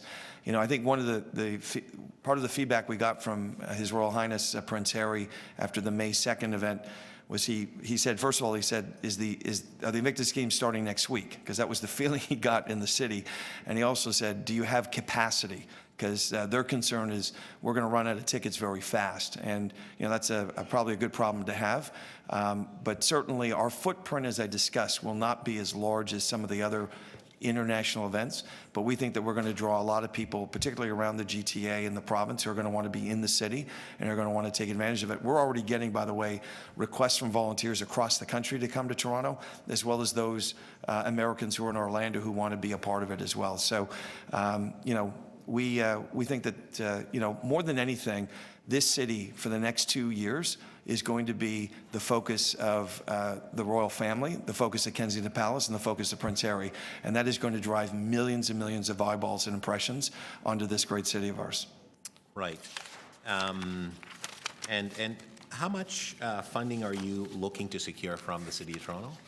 We're looking up to $1 million in funding from the city. And of course, there will be lots of conversations with the city around in-kind or budget relief items, whether that's activating marketing, whether that's security, and other things that we're going to require, road closures, et cetera, that we may require come games time. Right. And you're saying you agree with really the report and the categories and so on. You're not asking for anything special. You're fine with respect to the process. You just simply wanted to do a couple of things. One is to, and I invited you to do that, to introduce the Invictus Games. I was at the Royal York, and that was a spectacular presentation and so on. To introduce the games and just to also speak to the fact that a city like Toronto really should have a way of sort of developing or utilizing criteria to establish how they fund significant events in the city. Is that correct? Absolutely. Right. And I guess that, the good thing about this is we've already got the games, they're coming. And really we're looking at obviously working with our partners, City of Toronto being a big part of that, and making sure that we do the best we can, not just for the country, but we've got a unique opportunity to showcase the city once again to an international audience. Right. Now, you have been involved with other initiative as it relates to our soldiers and armed services. Is that correct? Correct. What is that initiative? Yeah, that would be co-founder of the True Patriot Love Foundation, which has been active since 2009, raising money and awareness for our military veterans and their families, not just here in Toronto, although it started here, but across the country. Right. Now, I've asked you about the economic impact, and you've talked about the games itself. Can you tell us about the impact on the men and women in armed services and armed forces who have fought and have been injured and are participating in the games, and those who are not participating, but those who are celebrating and cheering on their fellow comrades, if you will, in terms of armed services? Well, I think last week in Orlando was a great reminder of the power that adaptive sports has for those who are ill and injured. It is right now an essential part of the healing and the recovery for those men and women and veterans as part of the Canadian Armed Forces. We had a team of approximately 30 that were in Orlando just to see the excitement that they had and the appropriate recognition that they so deserve. I think was very powerful, and we were listening and hearing them not just during the games but leading into the games and their training. But as the Canadian Legion said to us when we first met with them, is it's not just going to be important for those men and women who are competitors. And by the way, our team number will grow significantly for the games here in 2017. We'll probably have between 75 and 100 Canadians competing in these games. But it's just as important for the thousands of men and women who are struggling with severe injury or struggling with mental health issues across the country to watch and to see these men and women on the playing field will be inspiring to them to say that if they can do it, that I should be able, to get on with my life, seek the help that I require, and hopefully use sport as a way to heal and recover from my injuries. Thank you. Okay, thank you very much. Members, I would like at this time to perhaps ask you if you'd like to have any questions of staff on this report. Okay, that's fine. Okay, so we'd like to now take this to the staff level. So, Council, any visiting members? Seeing none? Okay, Councillor Frакadakis, questions of staff, please. I'll be brief in the interest of time because I suspect we're all going to the flag raising at noon. But so I was looking at Appendix B and looked at some of the examples of the various categories of events, and was wondering, I didn't see the Scotiabank Marathon listed as an example, and I'm just wondering, where would you see that event in its based on the criteria? Like it's a weekend event run on one day, but it has like an attendance, I guess, of between over 20,000, like in terms of runners at least. So through the chair, we tended not to put participatory sports events into these kind of listing. Well, you actually have Sporting Life 10K listed in Category C. So that's there because it attracts 30,000, but we can evaluate that, Councillor, and amend the appendix as appropriate. Okay, that's fair. Thank you. Okay, thank you. Okay. Councillor Cho, the question? Thank you, Mr. Chairman. Through you, Mr. William. Now, I read the report and the category A and B. So our plan is to attract already events abroad, or we go further step that we create maybe category C. I was thinking this is great events, but now the climate change is a big issue. The whole world is changing so fast. So if we could go further step, and what about the International Information Conference? And 4 days a week, and then all different areas information, whether it's a climate change and sustainable development, or it could be incinerator versus landfill, or 100% recycle and reuse, or aging health. So I'm talking about the scope of your strategy. I'm just in, Through the chair, those kind of events are important to us, and in fact, on our listing, we have one that fits what you're describing, which is Ecorismo, which we don't know fully about. We've been informed about it and having a meeting coming up soon on that, and that's on sustainable development itself. So those kind of major conferences. We also work, obviously, with Tourism Toronto with regard to conventions and conferences and trade shows, and we work with the Convention Center and, of course, our own Intercare Center at Exhibition Place. So we always want to attract as many of those kinds of events as possible, and that's included in our overall approach. Okay, fine. Thank you. That's it. Okay, thank you very much, Councillor Cho. Councillor Kelly, question? Theoretically, I want to create an event, or I want to attract an event. Would it matter whether I'm in the A or B category in terms of what I get from the city? No, there's some additional complexity around permitting and supporting depending upon A and B, and in terms of the bidding process and whether they're a recurring event, et cetera. But by and large, the answer is no.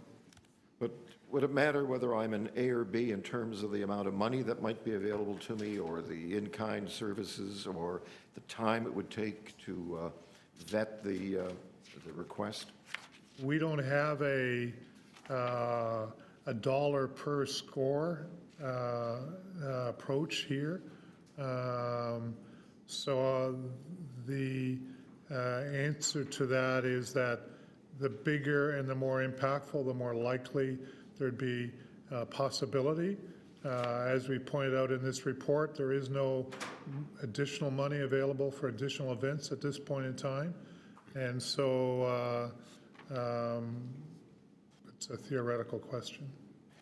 Well, generally speaking, while governments or bureaucracies like to clearly define categories, for example, you're in one or the other, inevitably there are going to be events that are in a gray zone between the two of them. And how do you deal with that sort of challenge? And is there any appeal process? I may not agree with you that I'm in a B category. I think I should be in an A category. When we brought this to committee and council last year, some of those issues also came up at that time, and I think we viewed it as a learning process as we experienced those situations, both in terms of the impact of being in one category or not, and then how to resolve the gray area.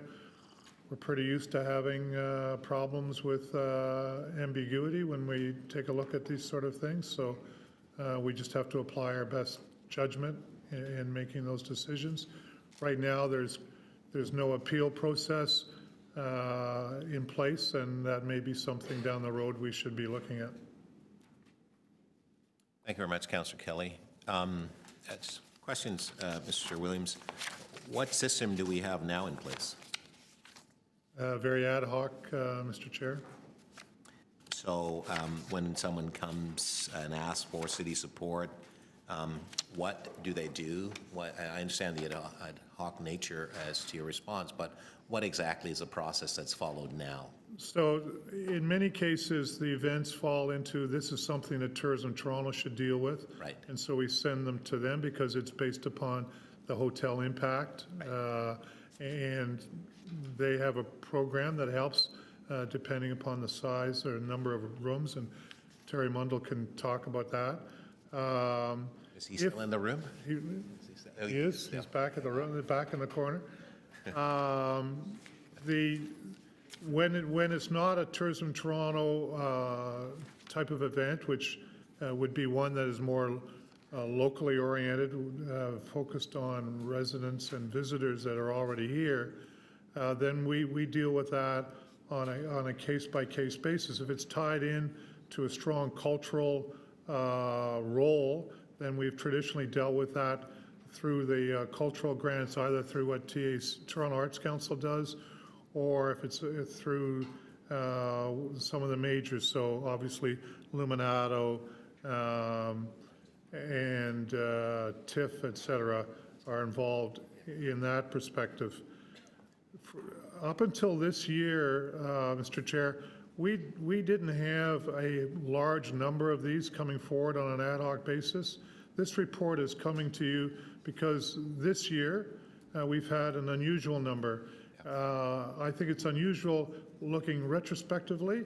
I don't believe it's unusual going forward. I think this is actually one of those legacies of the Pan Am Games and the increase in attention on Toronto that, for instance, and I don't know if Mike would comment on that, but I don't think the increased attention on Toronto would have brought us, up until the last few years, would have brought us the Invictus Games. I think that kind of attention has created a desire to be here, and so we're getting these repeated requests, not only from outside of Canada and Toronto, but also some from organizations that feel that we should be growing more of these ourselves. And the Biennale, Art Biennale, which is on the list, Edit, which is on the list, are two prime examples of that. Right.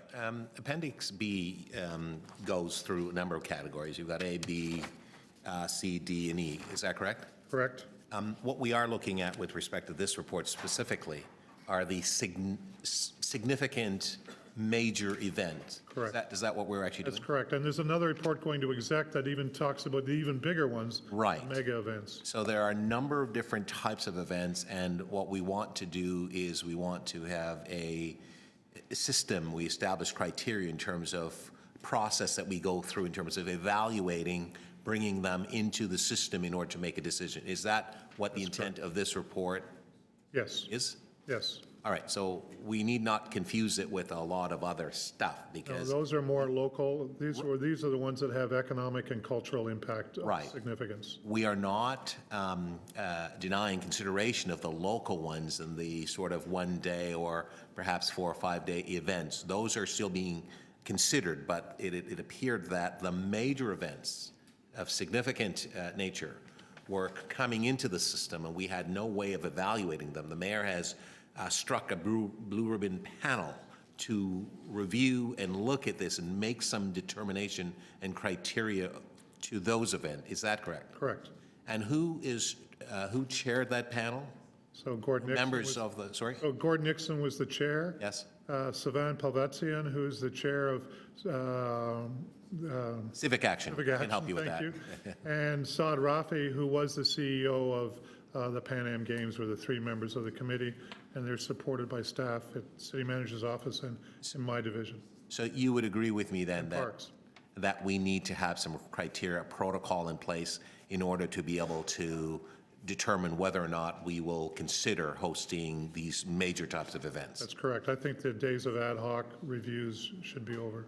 Right. So years ago, when we went after the Olympics, it was just came in from left field, who's doing what, and then it's brought into the system, sort of disjointed and disorganized. We are eliminating that as part of this process. That's our recommendation. And you will agree with me finally that this may not be perfect. There's an opportunity for us to assess and fine-tune what we have here as part of a process, as Councillor Kelly's asking about appeal process and so on.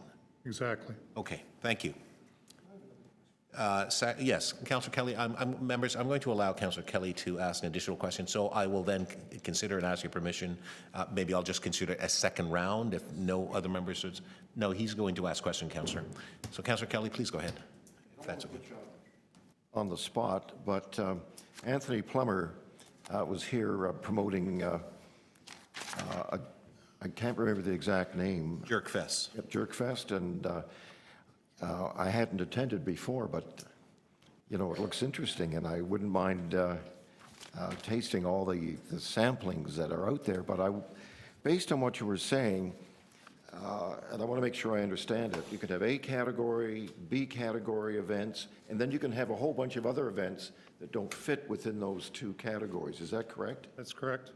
And what would it matter whether I was in that third category of all the rest and being in, say, B category, in terms of getting cooperation and assistance from the city?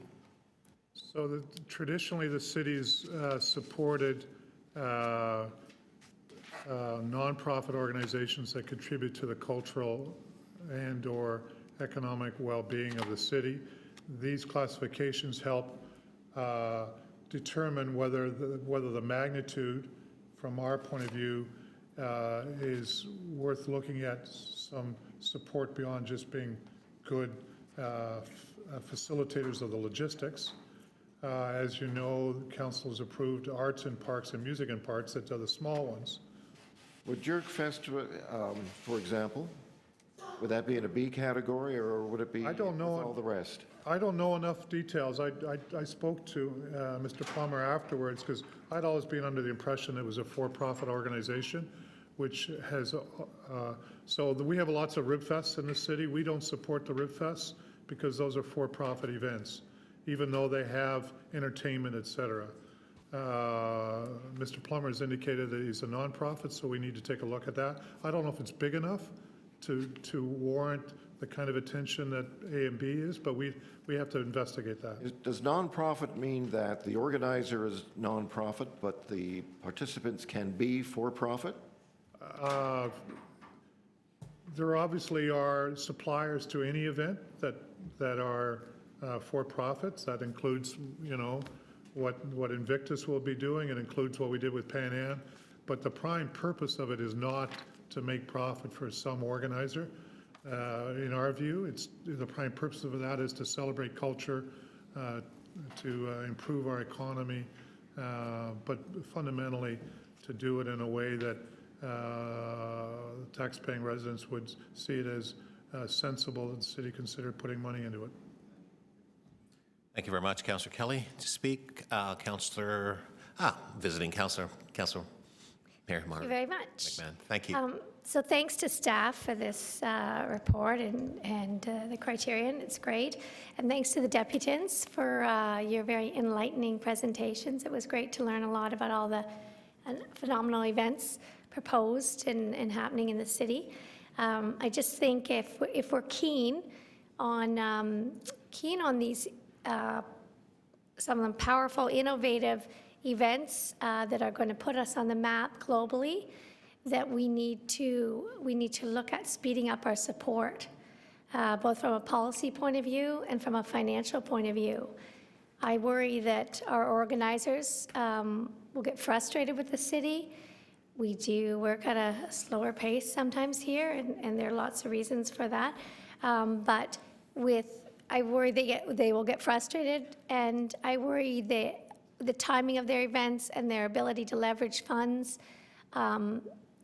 will hamper their event if the city doesn't get on board. And we are very keen on adopting these policies and voting for them, but then sometimes our actions don't speak loudly enough or quickly enough. So I just would encourage us to speed up somehow, and we can all talk about that at budget or before, but financially especially.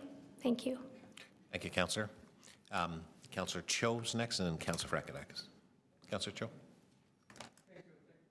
Mr. Chairman, I'd like to thank all the deputants. It's a great item, and I'd like to thank the General Manager, Mike Williams. This is really, to us, is exciting item.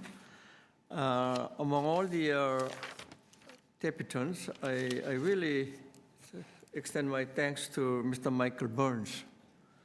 We often hear the veterans, whether Canadians, Americans, when they come back from Afghanistan or Iraq, and then they feel they are neglected.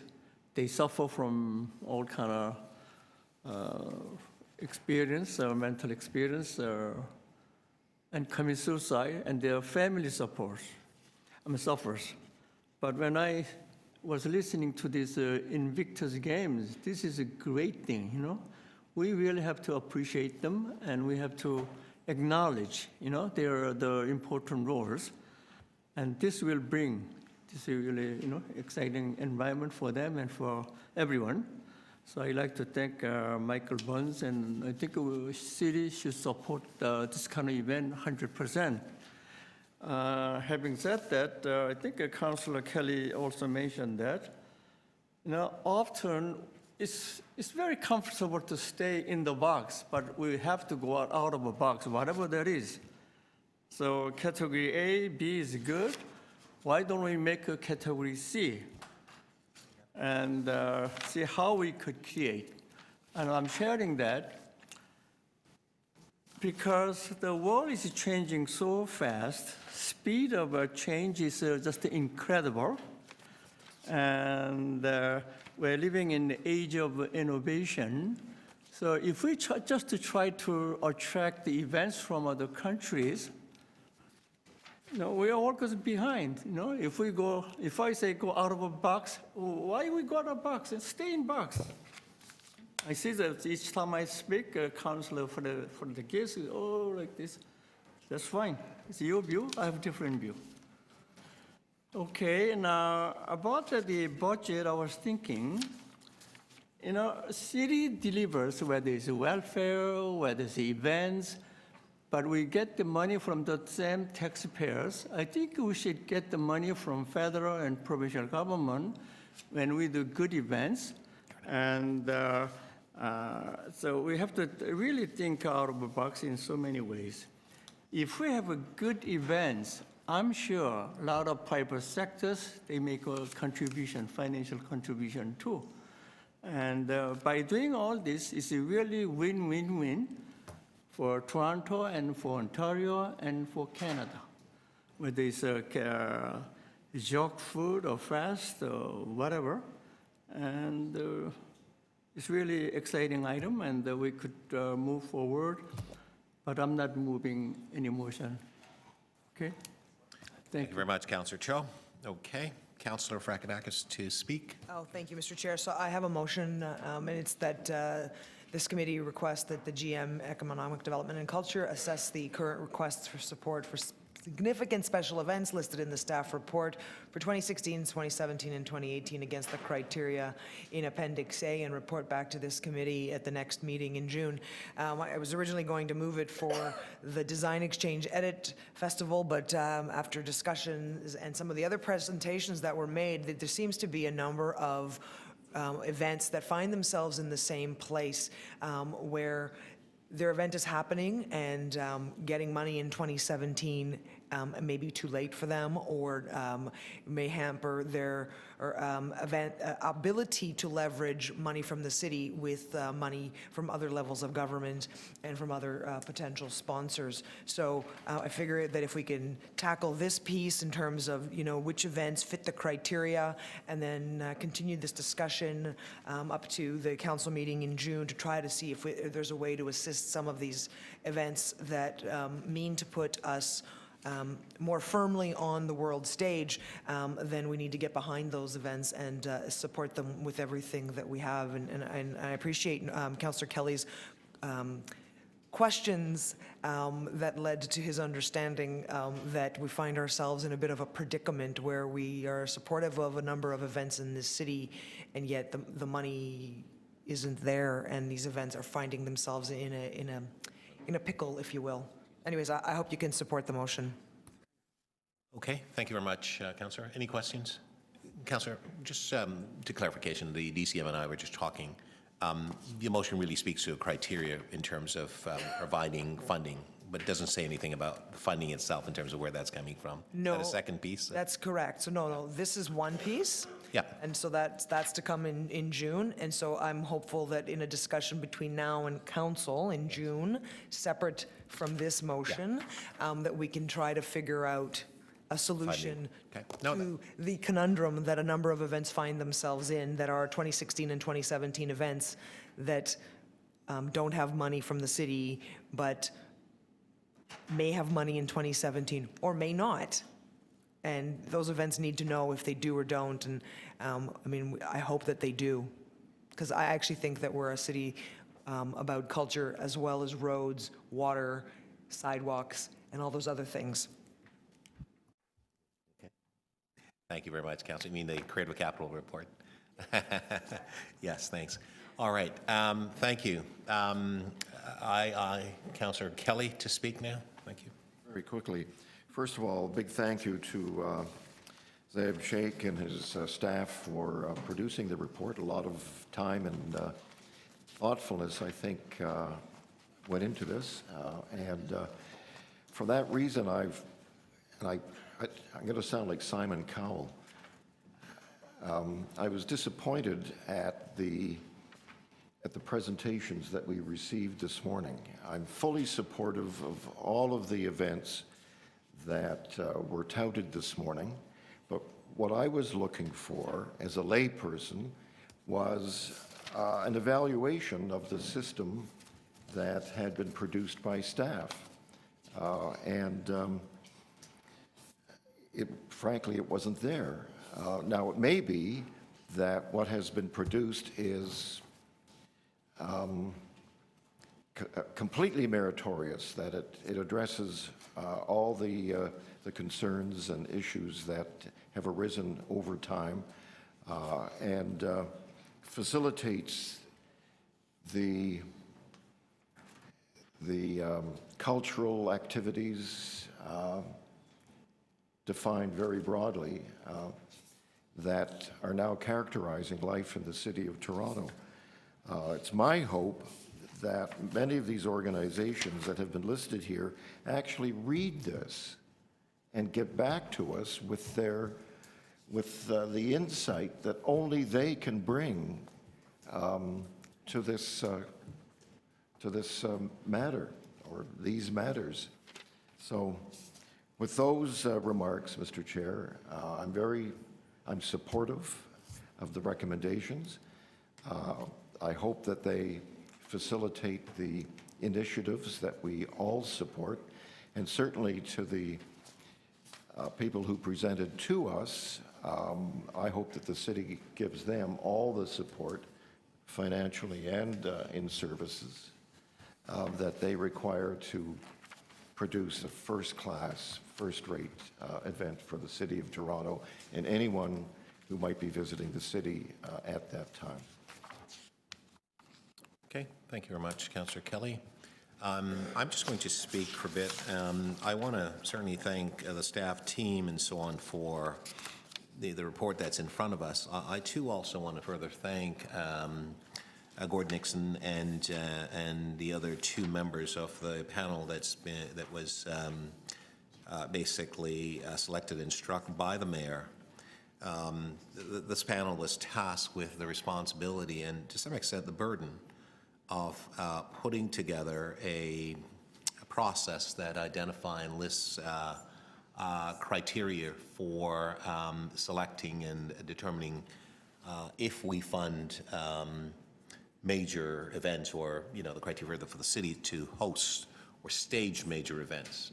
We've seen over the years requests have come in asking us for a variety of funding for numerous initiatives and programs, and so on. Some we consider major, some we consider minor, and there is a list of categories in Appendix B that talks about the category and the criteria and so on, and that's fine. But as we know, with everything else that's done here in the city, I don't think that we have a broad enough ability to cover all of the different elements or nuances of things such as criteria or the types of program requests that people will come in for and so on. So I think there is some latitude there to allow us to be able to think outside the box, which is the point that Councillor Cho was making and so on. I too want to thank all the presenters, Michael Burns, who's a Scarborough guy, yay Scarborough,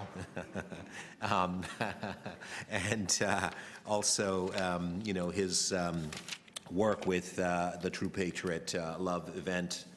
He and someone we know quite well who's been in front of this committee, Blake Goldring, who founded Canada Company, and the work they do to help our military personnel and so on. I mean, it's extraordinary. And so we weave this all into this initiative, and Councillor Kelly's right. It would have been nice to have seen folks come in front of us today and evaluate the report itself and, gave their point of view and perspective. And I get what is being done with respect to the presentation. Folks have their different events coming up, and it's pressing. It's the time is like now. I see the folks from Waterfront and the BIA, the Red Pat Waterfront Festival, and know how important it is to you. Problem is that, as the staff know, there is no money in the envelope. The cupboard is actually bare, and we have to figure out how to go forward. It isn't that we don't want to help. We realize the significant benefits and so on that comes through these variety of events, and we talk about a city of culture in terms of the Creative Capital report that we've done and so on, and we want to tie all of these in to the diversity that is the city. And we know that groups that start events and so on are not able to make them fully develop on their own without some contribution from the levels of government. We get that, and so we do want to ensure that there is a process in place where there are criteria we're able to utilize to judge and determine how we respond to these particular events. You talk about sort of the media hits and so on. We look at an organization like TIFF, for example, that brings a tremendous amount of value. It is not to diminish any of these that are asking for funding requests. It is simply to say that we need to ensure that there is a process where we could actually ascertain what the ask is and looking at our criteria in order to evaluate and making a decision in terms of how we support these particular initiatives.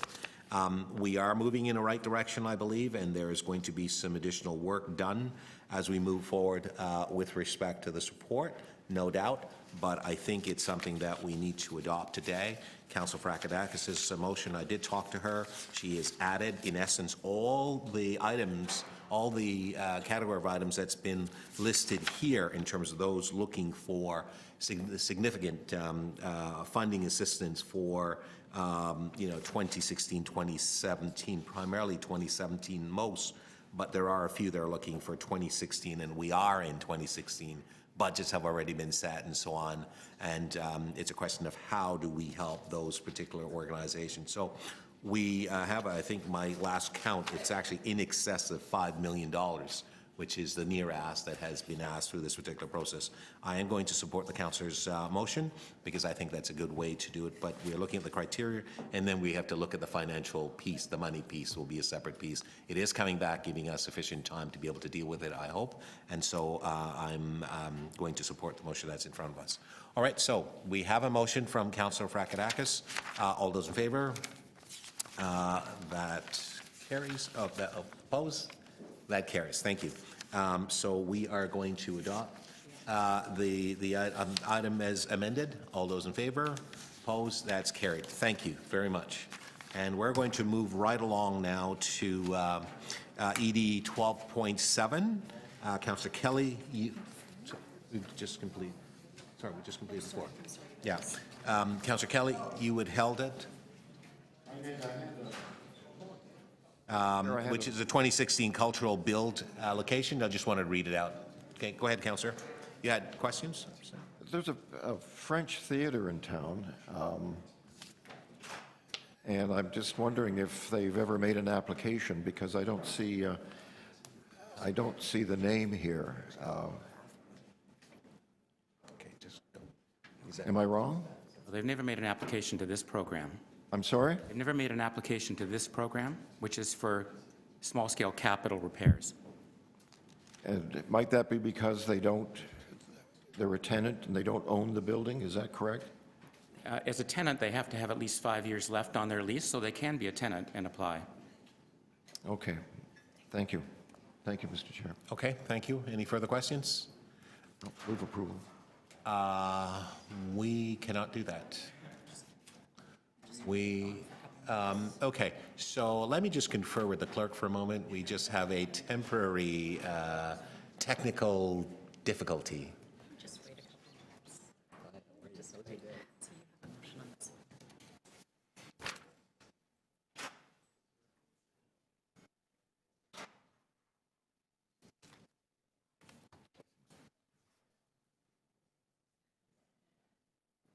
We're just waiting for 2 members to come back so we have quorum so we can then make a decision.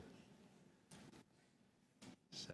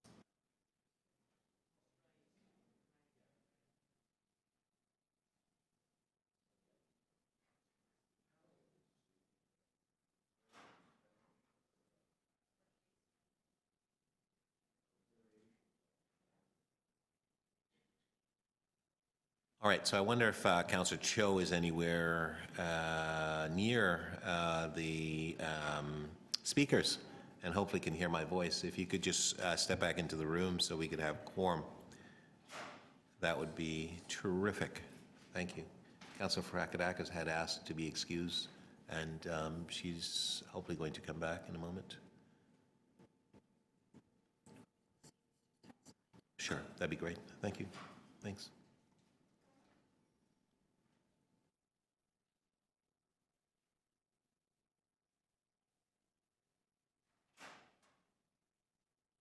Okay, we can resume.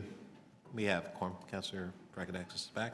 Thank you very much. Madam Clerk, you have a motion to... All right, members, there's the motion on the screen for ED 12.7. I don't need to read it, do I? Okay, see question. Are you okay with the motion? Any questions? Seeing none? Everybody's okay? All those in favor? Opposed? That's carried. item as adopted, as amended. All those in favor? Opposed? That's carried. Thank you. All right, Councillor Kelly, we are moving now to the final item of the day, ED 12.11. And Councillor Fracadakis, just before I go to Councillor Kelly, there is a flag raising today. I'm not sure what it is. What is it, if would you mind? Would you put your mic on? Sorry? I don't have that in my schedule. I wasn't sure. If you could just tell everybody that. Okay, well, I'll tell you what it is. It's the P flag raising. Okay, fair enough. So it's the P flag raising at noon? Yes. Okay, on the podium. Okay, thank you. Councillor Kelly, over to you. Just a quick question of staff. Was this submission by Councillor Cressy the product of a conversation that he had with staff? Councillor Mike is not in the room, so I'll answer for him. Through the chair, yes, there have been ongoing discussions with staff in the various divisions about the relationships they have with Harbourfront. And I think everyone is in agreement that we should all get together, because these agreements have been put in place over a fairly long number of years. And I think it's, now that there's been a transition in leadership at Harbourfront, there's a confusion between what all the relationships are and a desire to actually straighten them out in some way. And how many parties are there to this context? Economic Development and Culture, Parks, Forestry and Recreation, and Facilities. No, I'm talking about the waterfront itself. Oh, just Harbourfront Centre. Harbourfront, sorry. Just Harbourfront Centre, the corporation. But the city has a complex relationship with them because it's siloed into various departments. Is that correct? Do you want to take it? I'll take that question, and yes. I think it's over a period of time. There's been different divisions involved, and none of us have looked at it holistically for quite a while, so I'm supportive of Councillor Cressy's request here. Okay, thank you. Okay, thank you very much. Councillor Kelly, did you wish to speak? Do you wish to speak? No, move the motion. Just move the item. Recommendations. Okay, Councillor Kelly is moving the item. All those in favor? Opposed? That's carried. Thank you very much, Madam Clerk. We are finally at our last item. I'd like to ask for a motion to adjourn. All from Councillor Fracadakis. All those in favor? Opposed? That's carried. Thank you very much. The meeting has concluded. Thank you, Councillor. Thank you, Madam DCM. Thank you to the wonderful clerks team. You guys make me look so good. Thank you. Thank you both. Thank you all.